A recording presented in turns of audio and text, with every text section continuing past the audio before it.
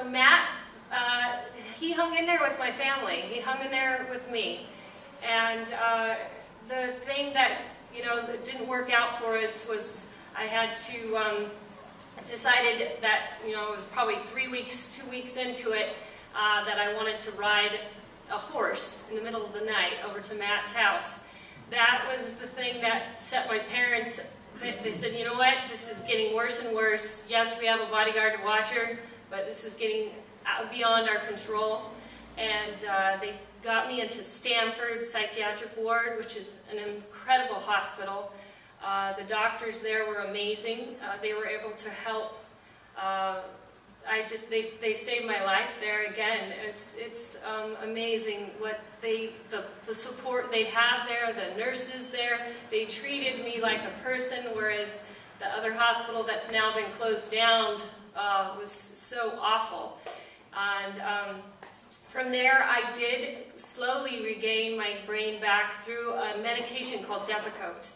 And I'm still on that 15 years later. And it's amazing how I can function like the rest of you, right? I can get out there and I can interact with people and share my story and give people hope. And for coming out of the hospital, Matt was right there waiting for me, which makes my story a little bit different than a lot of people's memoirs.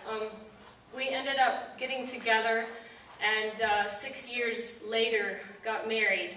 And so it's kind of nice to say, yeah, I married my bodyguard. And he's, you know, still with me after 15 years, so I think we're going to make it. I know we're going to make it, actually. I don't like the word think. I'm one of those very positive people. And I got to have a daughter, which I can't tell you how many psychiatrists told me, Maggie, you're not going to be able to have a daughter because you have bipolar 1. That's the worst one for bipolar. It's so extreme. And you will have a major episode. Matt and I did take that risk. I did have a major episode 5 years ago in this community. I lived on Louisiana Street. I ran down my street naked.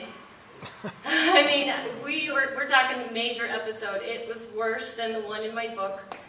It was an awful time for everyone to have that happen again. But 9 months later, my brain started to come back once again. And my husband was there.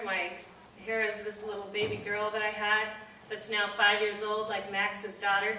And, you know, because of all that, I've learned so much about what's most important in life, to go to church, to give thanks to God, to recognize that I have a family, that I have friends to support me, to spread the word to all kinds of people throughout California, and I want to go all the way across the nation to tell people that you can come back from a major situation like mine, and you can have hope. That's what I'm out there doing, is letting people know that there's always a chance to come back. You know, I've been strapped down in all those awful places, and now here I am before you today, and as a mother and as a wife. So that's a very exciting thing for me. I want to thank you for having me here today. I'm going to be taking a few questions, and then also I'll have my book available afterwards if you're interested. And yeah, there's the book. There's actually that picture on the front of my book was taken right before my leg broke. But isn't it weird how, you know, because all this stuff happened, I get Matt and Allie, and that's like winning the lottery right there. So thank you.